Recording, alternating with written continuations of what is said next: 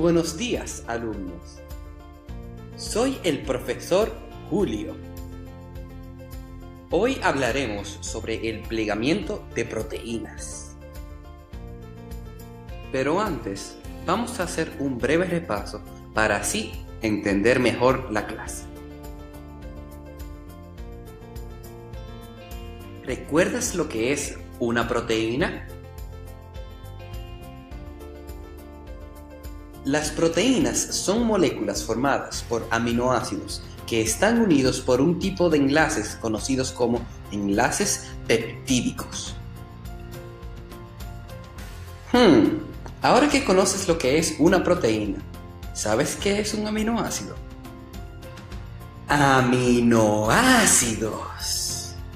Un aminoácido es una molécula orgánica con un grupo amino y un grupo carboxilo. Los aminoácidos más frecuentes y de mayor interés son aquellos que forman parte de las proteínas. Juegan en casi todos los procesos biológicos un papel clave. Los aminoácidos son las bases de la proteína. ¿Sabías que los aminoácidos y las proteínas son los pilares fundamentales de la vida? Ahora hablaremos sobre el plegamiento de las proteínas. El plegamiento de proteínas es un proceso expedito por el que una proteína se convierte en una proteína biológicamente activa en su estructura nativa en tercera dimensión. La función biológica de una proteína depende de su correcto plegamiento, el cual es un proceso termodinámicamente irreversible por ser espontáneo. El plegamiento de proteínas es importante porque la importancia del plegamiento de las proteínas cae en que una proteína sin estructura nativa es afuncional, tiende a agregarse con otras cadenas polipeptídicas, suele ser degradada y consume recursos celulares. Es importante que se dé correctamente el plegamiento de las proteínas, ya que si no, puede ocurrir la amiloidosis, que son enfermedades relacionadas con plegamientos anómalos de las proteínas. Factores que afectan el plegamiento. El plegamiento de proteínas es un proceso muy sencillo que es influenciado por varios factores externos, incluyendo factores eléctricos y los campos magnéticos. Las temperaturas extremas afectan a la estabilidad de las proteínas y las hacen revelar o desnaturalizar. De igual forma sucede con el pH extremo, la sustancia química, la limitación del espacio y la apretadura molecular. Todas estas pueden desnaturalizar las proteínas. ¿Cómo ocurre el plegamiento? Primero se forma la estructura secundaria, la estructura AB. Luego se forman los dominios. Le sigue la formación del glóbulo fundido. Luego el glóbulo fundido se transforma en una estructura terciaria. Por último, se adquiere una estructura cuaternaria y se obtiene la forma nativa. El mal plegamiento de proteínas trae consecuencias catastróficas. Si una proteína no se pliega correctamente, será no funcional y por lo tanto no será capaz de cumplir su función biológica. Hay varias enfermedades relacionadas con el plegamiento anómalo de las proteínas. La enfermedad de Creutzfeldt-Jakob es una alteración rara y casi siempre letal que afecta el cerebro y ocasiona la pérdida de coordinación motora y demencia. Esta puede presentarse como una enfermedad hereditaria que aparece en ciertas familias o como en una forma esporádica en individuos que no tienen antecedente familiar de la afección. Sin embargo, a diferencia de otros trastornos hereditarios, la enfermedad puede también ser adquirida. La enfermedad de Creutzfeldt-Jakob parece ser versiones anormales de un tipo de proteína que se denomina prión. En general, estas proteínas son inofensivas, pero cuando se deforman, se vuelven infecciosas y pueden perjudicar los procesos biológicos normales.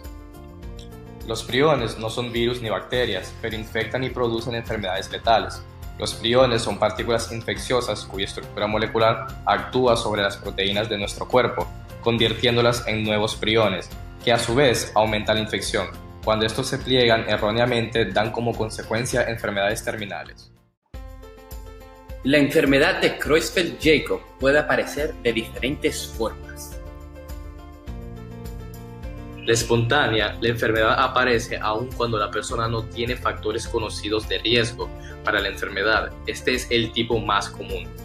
Hereditaria, la persona tiene algún historial familiar de la enfermedad o pruebas positivas de mutación genética asociada con la enfermedad. De forma adquirida, la enfermedad es transmitida por exposición al tejido cerebral o del sistema nervioso, comúnmente mediante ciertos procedimientos médicos. El Alzheimer es un trastorno frecuente que afecta hasta 10% de las personas de 65 años de edad o más y tal vez al 40% de los individuos de 80 años de edad o mayores. Las personas con Alzheimer presentan pérdida de la memoria, confusión y pérdida de la capacidad para razonar. La Creutzfeldt-Jakob y el Alzheimer comparten varias características importantes. Ambas son enfermedades neurodegenerativas letales que pueden ocurrir en forma hereditaria o esporádica, y el cerebro en ambas enfermedades se reduce bastante debido a que éstas lo atacan directamente. Existen también muchas diferencias básicas entre las dos. Las proteínas que forman los agregados causantes de enfermedad son diferentes, las partes del cerebro afectadas no son las mismas y la proteína causante del Alzheimer no es un agente infeccioso, o sea que este no es transmitible. El cerebro de las personas con enfermedad de Alzheimer contiene depósitos fibrilares de un material insoluble denominado amiloide. Es un péptido de 36 a 43 aminoácidos que se sintetiza a partir de la proteína precursora amiloidea. Este es el principal componente de las placas seniles. En los últimos 20 años, la investigación sobre el Alzheimer ha estado dominada por la hipótesis de amiloide, la cual propone que la enfermedad se debe a la producción de una molécula llamada péptido amiloide B. Originalmente, AB forma parte de una proteína más grande llamada proteína precursora de amiloide APP. ¿Sabías que el péptido AB es siquiera parte del mecanismo subyacente que conduce a la enfermedad de Alzheimer? No se ha mencionado, pero AB no es la única proteína mal plegada que se encuentra en el cerebro de personas con Alzheimer.